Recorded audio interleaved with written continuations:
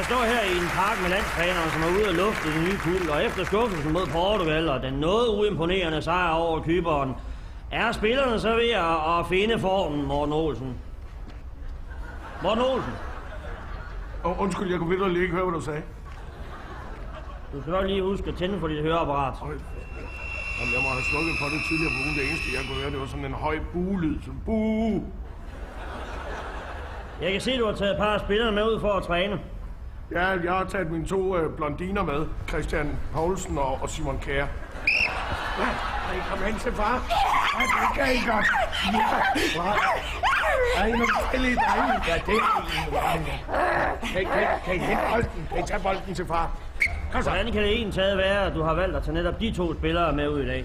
Jamen, de har jo vitterligt at bruge for emotionen. Du skal tænke på, at de spiller der og rører sig ikke ret meget i løbet af en kamp. Det skulle da jo være, lige når de sætter hårdt. De ligner også hinanden utrolig meget. Hvordan kender du egentlig forskel? Jamen, det er sådan set meget lige til, fordi Christian Poulsen, det er den af den, der hele tiden giver de andre mavepumper.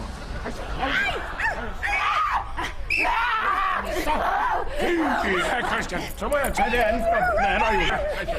Hyha! Huha! Huha! Så får du det ikke igen. Nej. Jamen, så siger jeg tak for tiden, Morten Olsen. Så, Christian Poulsen. Så hold op. Du ved da godt, det er kun sådan noget, vi gør, når vi er bagud med 3 mål. Skal man have sådan en lille udbid?